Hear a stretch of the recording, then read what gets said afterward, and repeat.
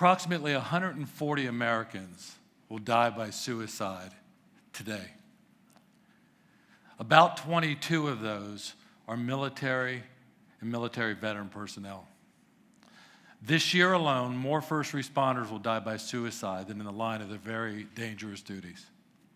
For the last 20 years, I've been helping these two communities learn how to struggle well and thrive in the aftermath of trauma. Why? Because the mental health system in our country is broken. And it's not just me saying this, it's the thousands of psychiatrists, psychologists, and social workers that I've spoken to. It's hundreds of articles from the most prestigious of medical journals, and the gentleman who ran the National Institutes of Mental Health for 13 years, who now, by the way, is on the outside of the bureaucracy trying to change things because the tens of billions of dollars that he spent in those 13 years, the tens of billions of dollars he spent in those 13 years did not move the needle in regards to suicide reduction. Another problem with traditional mental health care is that it's a system that has no incentive for you to get better. It's a system that's run by associations, by insurance companies, by pharmaceutical companies. It's a system that's designed to make you feel less bad, not to feel good.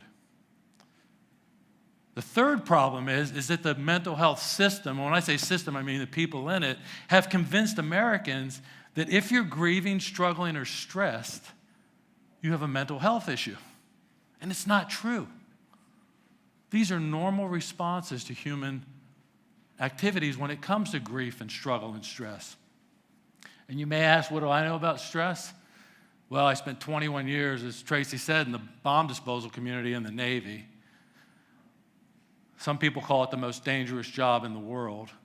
I led men and women on thousands of high-risk operations around the world, parachuting, diving, and rendering safe unexploded ordnance on the battlefield that included landmines, booby traps, and terrorist bombs. So, yep, I know a little bit about stress. And that stress and that response to stress, we did a study on bomb disposal personnel and found while they were diffusing bombs that their heart rates actually went down, not up. And if we know that our bodies have the right chemicals in them, if we're well, if we know that, we can do something about struggling well. Now, the first thing you have to understand, I think, when it comes to self-care, is that no matter who we are in life, you're going to live a life of ups and downs. I call it the sine wave. What you don't want to do is live a life that looks like this, because that's a roller coaster ride that none of us will survive. But how do you live in what I call the livable band of this sine wave, the ups and downs? And if you think about your life, I think about my life, you can almost map out what happens in these ups and downs. Grief, the struggle, the stress. But to live in this life, because no matter how poor, rich, or whatever rank you are in the military, you're going to have this life. This is our life. This is life. But to live this life in this livable band, you have to get two things right. They're kind of represented on this graphic by the red lines. Think of it as a bowling alley. Think of it as those red lines as the bumpers you can put up in the gutters of a bowling lane so that your ball doesn't go down the gutter. The first thing you got to get right is what I call your 3 to 5. This is your support network. These are the people that when times are tough, you can turn to. So you don't have to rent a friend at the local therapist office. You can, in fact, turn to your friends and get the support that you need and the shared experiences that you need. But these need to be healthy people. These need to be people that you admire, people that you inspire to be like. They can't be toxic. They can't be social. They can't be virtual. They have to be real friends that when times are tough, you can turn to. Why 3 to 5 people? Well, science tells us that humans become the average of the 3 to 5 people they spend the most time with. It's important to get this right. Think of the other bumper in the bowling lane here, and that's what I call wellness practices. And that's our body's ability to really self-regulate. And I've got a saying that if you can't self-regulate, you often tend to self-medicate. And that's a big problem. There's been plenty of TED Talks on self-medication. I won't go into the bad part of that. but it leads you down a really bad road. And it affects those good chemicals that are in our body that allow us to self-regulate. What do wellness practices look like? Well, I put them up in what I call the wellness triangle. Now, the triangle normally has 3 sides, which this one does, but we have 4 areas of wellness in our wellness triangle. Our mind, our body, our financial wellness, because as Americans we have to make money. This is a country that requires that. And in the center is our spirituality. And I define this, and for today I'll define it in a non-religious sense. You think of spirituality in a 3-part definition. The first part of the definition is your character. Are you a good person? Are you living a life of morality and integrity? The second part of spirituality is your 3 to 5. Do you have 3 to 5 really good people in your life? And the other part of that is, are you healthy enough to be in somebody else's 3 to 5? Super important, and from a wellness perspective. And the third part of the definition is service to others. What are you doing to help others, especially those that are less fortunate than you? I live in Loudoun County, Virginia. It's the richest county in the United States. We have every problem in that county that every other county in the United States has. There is always something that you can do to help. And it doesn't have to be big. You don't have to start a nonprofit. You don't have to work at a nonprofit, but you have to do something to help others. The local homeless shelter, soup kitchens, lots of places where you can be of assistance and service. That service increases your emotional intelligence. It increases your empathy. It makes you a better 3 to 5 in somebody else's network. Now take a journey with me for a second and close your eyes. And for those that have their legs crossed, uncross them and put your feet flat on the ground. And on a super simple scale of 1 to 5, I want you to measure yourself in these 4 areas of wellness.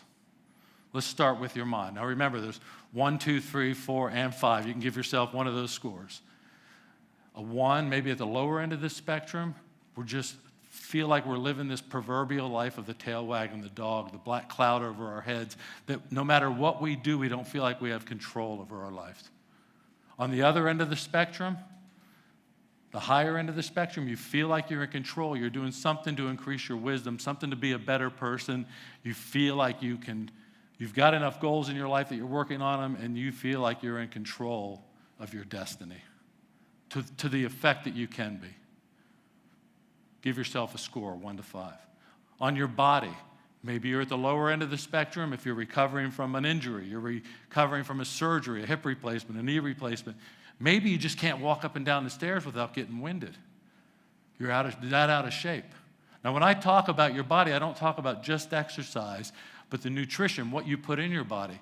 Super important, because putting bad things in our bodies not only affects the chemicals that are in our bodies and our ability to self-regulate, but it also tends to have us put on a lot of weight, which leads to lots of problems down the road. So on a scale of 1 to 5, again, the lower end, you're struggling. The higher end, you're doing something to increase your fitness. Now, I'll tell you what my doctor told me, and that is, at 80 years old, who cares how much you can bench press? What you want to be able to do is bend over and tie your own shoes. You want to be able to get up if you fall, and if you fall, you want to be able to fall gracefully and have the strength to do that. And that means you got to go to the gym. You got to do something aerobically and lifting weights to keep yourself in this condition. Financially speaking, my dad always said financial wellness was easy. Don't spend more than you make. But I think it's a little more complicated than that, because what you don't spend that you make has got to be saved. Saved not only for the rainy day issues of life, the home repairs, the car repairs that are unplanned, but for your retirement. Because as your hair starts to get a little gray and you start to see this idea that you may not be working in the future, and you have to rely on your 401k and your IRAs and all that, it might be a big challenge if you haven't saved for this retirement day. So on a scale of 1 to 5, 1, I always think of somebody who might be homeless, who doesn't have the resources to even make any ends meet. And on the other end, you don't have to be a multimillionaire, but you've got to have a plan. You've got to have savings. You've got to have a retirement plan. Give yourselves a score. And finally, in the center of this circle, and think of that circle, even with your eyes closed, remember that it's touching all three sides of the triangle, because if you think about this triangle, the outside of it is really our egos. How smart are we? How fit are we? How good looking are we? How much money do we have or want people to think we have? And if that ego, the points of that triangle start to flatten because our scores are low and there's nothing in the center, what's going to happen? It's going to collapse. The triangle geometrically is a super strong shape, but if those points start to falter, that triangle is going to collapse. So in the center, if you think of that circle touching it, you need to inflate. I call it inflating the ball, the spirituality ball. Measure yourselves on a scale of 1 to 5. 1, maybe you're completely disconnected from other people. You're isolating, you're not talking. The only friends you have are on Facebook, social media. Or on the other end of the spectrum, remember the definition of spirituality is 3 parts. Your character, your 3 to 5, and your service to others. If those are inflated and they're good, then you're going to be okay. So now go ahead and open your eyes and think about those scores in those 4 areas. And then ask, what's next? The most obvious question to me is, what do I do with this information? We talk about increasing your emotional intelligence. Part of emotional intelligence is self-awareness. Now I start to feel self-aware, that I understand where I am in this wellness, and that gives me the first step to getting better. What do you do to get better?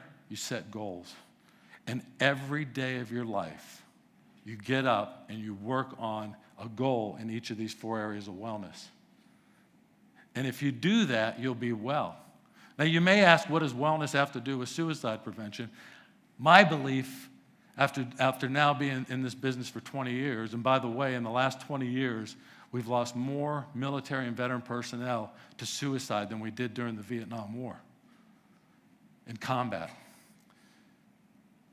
This is a problem. It's an epidemic in our country, and it's not just military and veteran personnel. And the reason I'm here today is because what we've been doing for the last 20 years and the hundreds of thousands of people we've helped, I believe we can take that to the world, and that the only way we're going to change this bureaucracy is if we all help each other, because the system will never have enough mental health providers, enough pharmaceutical solutions to fix this problem. We have to lift each other up, because the true opposite of suicide is living a great life. And if you're well, you can live a great life.